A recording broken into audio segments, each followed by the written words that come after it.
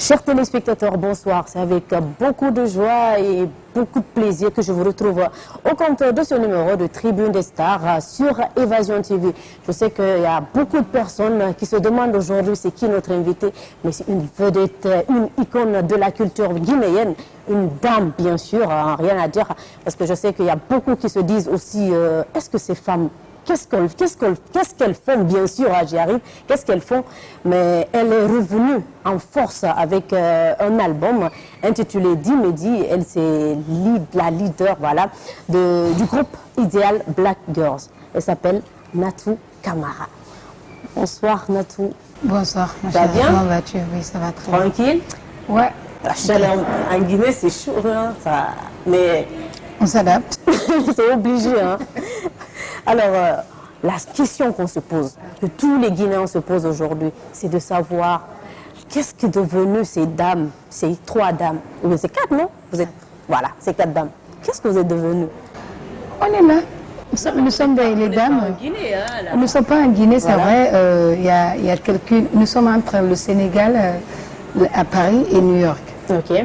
Ouais. Mais on est tout le temps... dans les activités et le mouvement, pas présent quand même en Guinée. Donc vous êtes toujours ensemble, vous travaillez ensemble et tout? On ne travaille pas ensemble, mais nous sommes tout le temps ensemble. Oui, mais ce qu'on veut savoir exactement, c'est s'il y a quelque chose qui se prépare avec les autres, je dis bien sûr. Voilà, vous préparez quelque chose pour nous? Pour le moment, non. Pour le moment, moi je fais en solo. Okay. Et il y a Adji aussi qui fait en solo. Okay. Et il y a les deux autres aussi qui sont en train de faire ce qu'elles ont à faire. Alors, mais après, voyons, s'il y a quelqu'un qui a suffisamment d'argent, on peut se retrouver et le faire. Ok, alors dis-moi un peu, pourquoi tu as décidé de faire un album solo? Bon, je n'ai pas décidé, je suis artiste.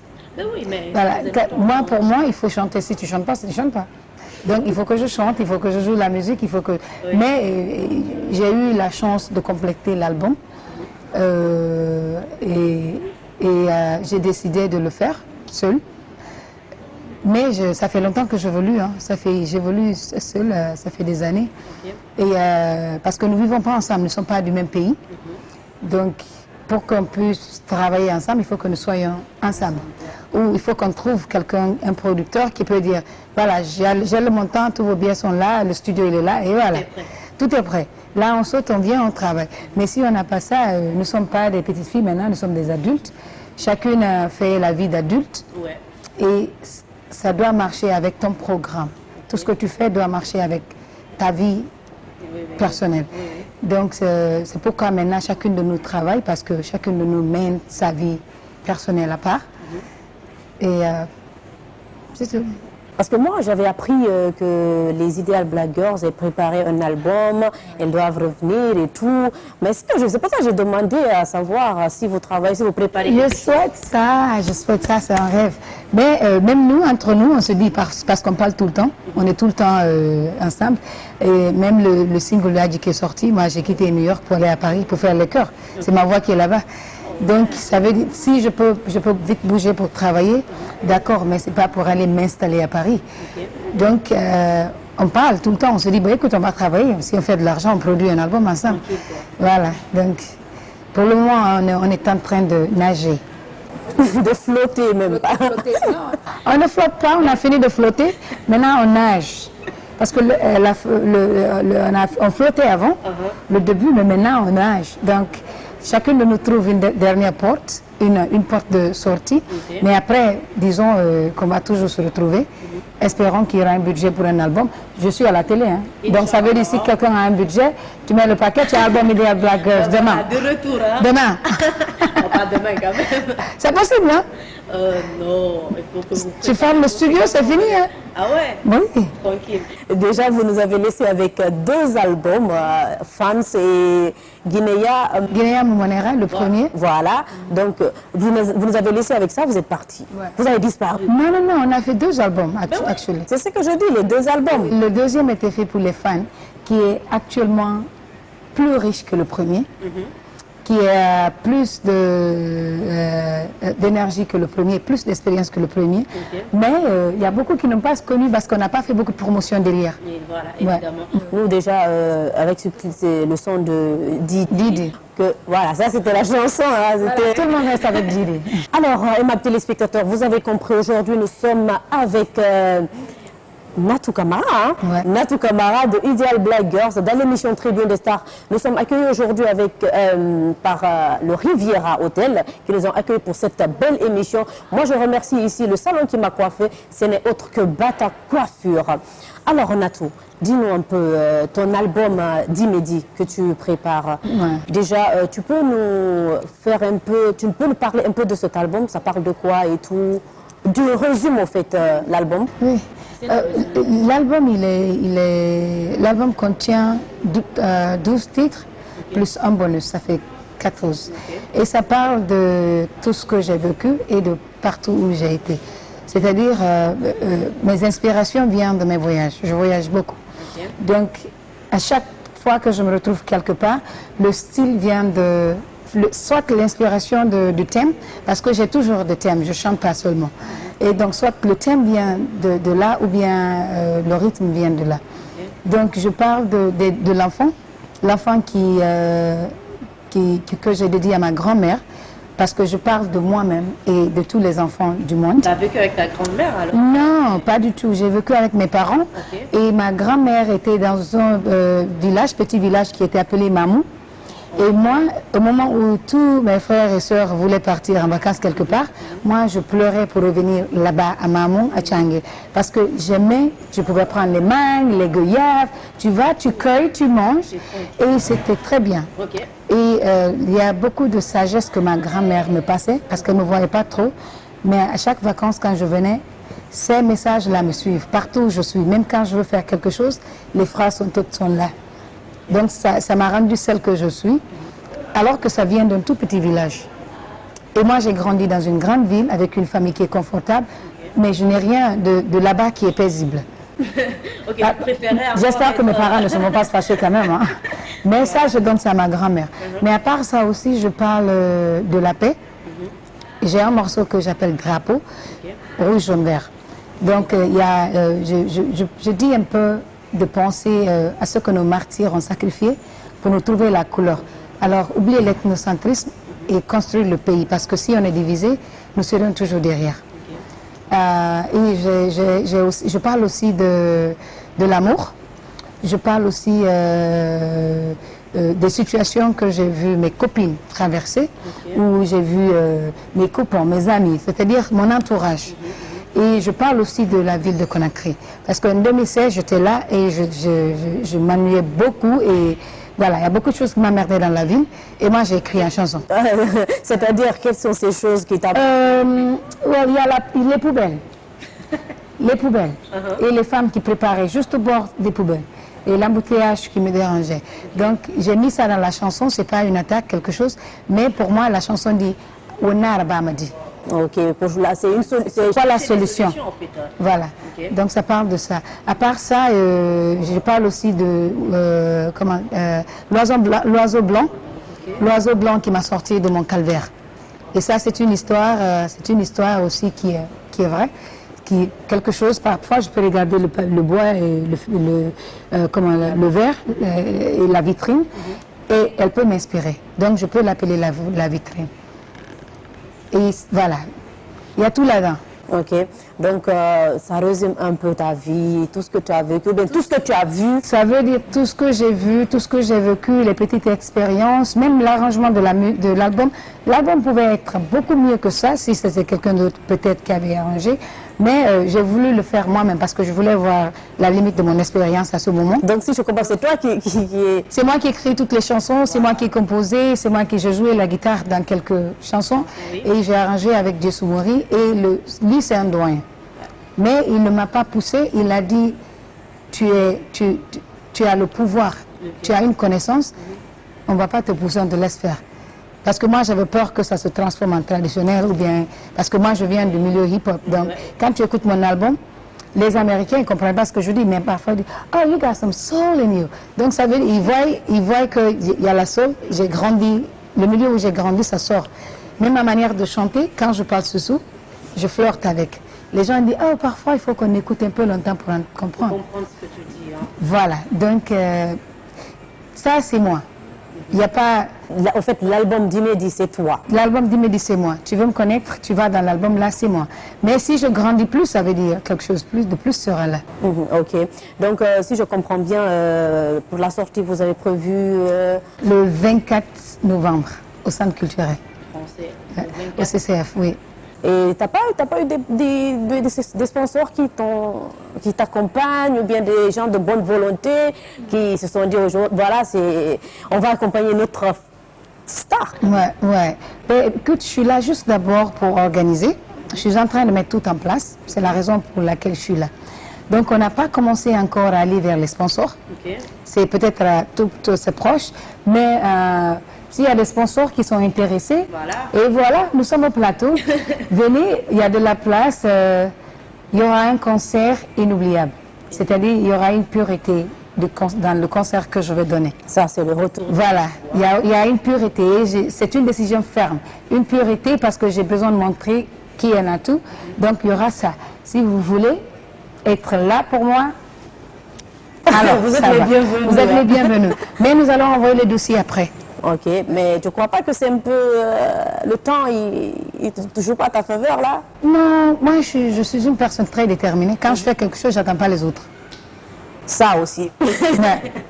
Donc, j'ai mon plan que je portais, j'ai mon programme. C'est pourquoi j'ai pris le centre culturel. Parce que je pouvais prendre un grand coin et faire 6 mois de promo et avoir un grand concert. Mais je me suis dit, je ne veux pas appeler ça dédicace, je veux dire présentation de Natou Camara. Dans présentation, il y a certains même qui m'ont dit que les morceaux sont beaucoup, il fallait juste faire 6 ou 8. J'ai dit non, parce que si je m'asseye tout de suite, je peux composer une autre chanson, là où je suis assise. Donc je vais laisser, ça va partir. On a pris le centre culturel parce qu'on veut organiser et donner une couleur que je souhaite à l'album. Maintenant, après ça, après la promo, les gens vont se rappeler de moi, les gens vont comprendre qu'est-ce que je fais. Et les fans qui sont là, vous qui nous avez admirés depuis lorsque vous étiez...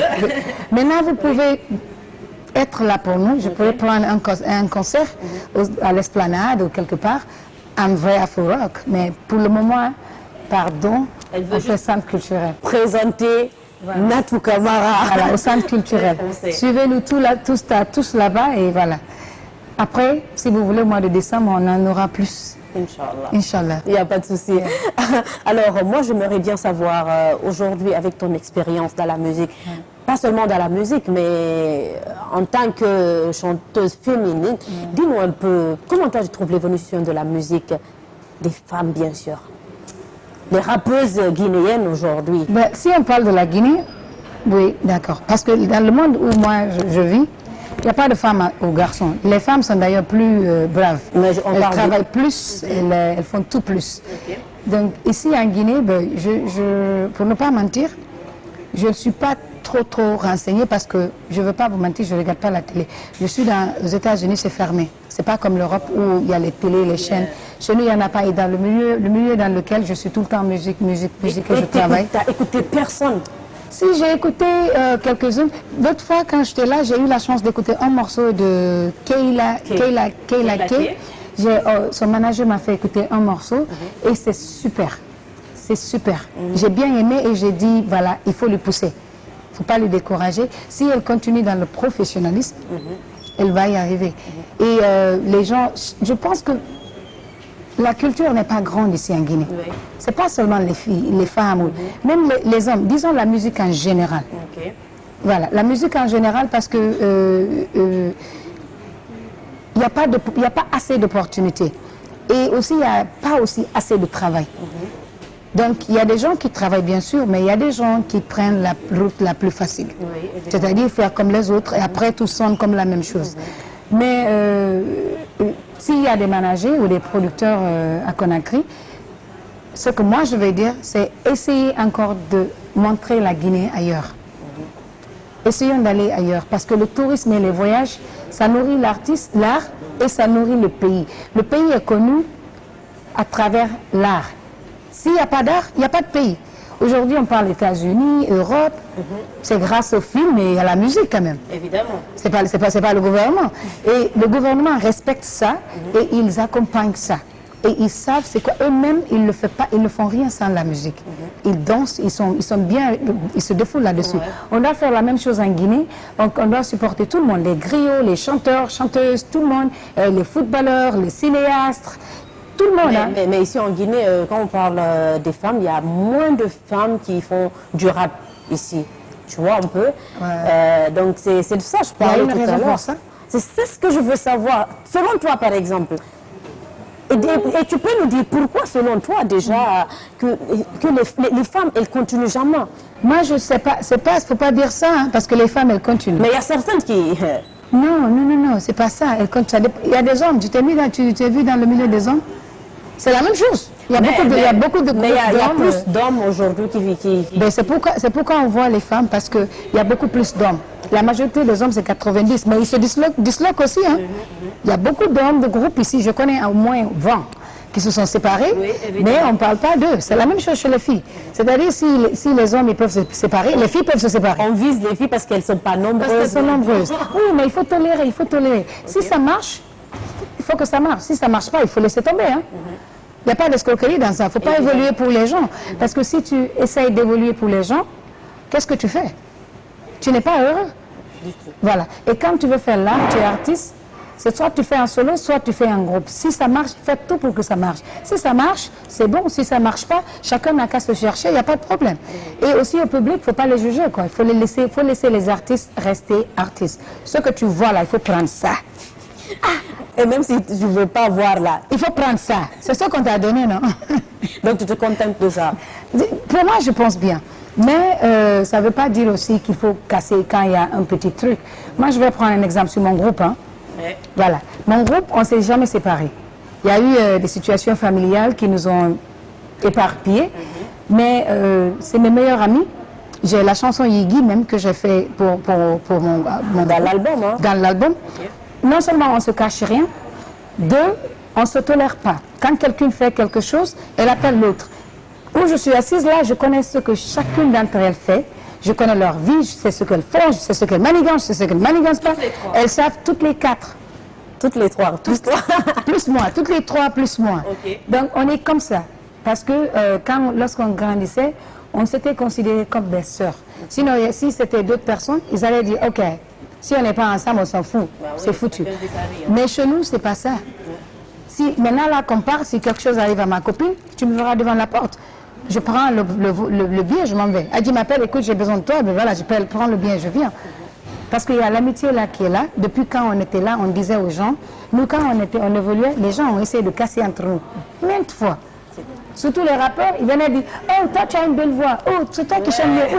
Mais nous, vous n'avez rien écouté. On se disait, ben, écoute, parfois on le faisait venir, il t'en a vraiment là. Et quand ils ont compris qu'on était sœurs, solides même, hein, ils ont eu peur. Tout le monde s'est éparpillé. Ceux qui devaient partir sont partis, les escorts sont partis, ceux qui ont eu confiance sont restés. Okay. Donc, jusqu'à ce qu'on sera vieille, c'est-à-dire si on a 90 ans, on reviendra à 90 ans encore à 4. Il n'y aura jamais de problème. Okay. Il n'y a pas de souci. Et dis-nous, qui t'inspire de plus parmi les rappeurs guinéens? Pourquoi tu fais ça? Non, mais j'ai pas d'inspiration, je dis, parce que les gens qui nous ont inspirés avant, c'était les Kill Point. Okay. Nous, quand on était jeunes, il y avait les Kill Point, il y avait les Darje, il y avait les, comment on appelle, les légitimes défenses. Il y avait, comment le groupe de Condel, j'essaie de me rappeler.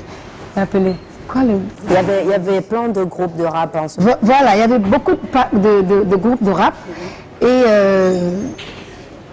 on a juste décidé, ok, parce qu'avant, il y avait certains parmi nous qui dansaient le hip-hop.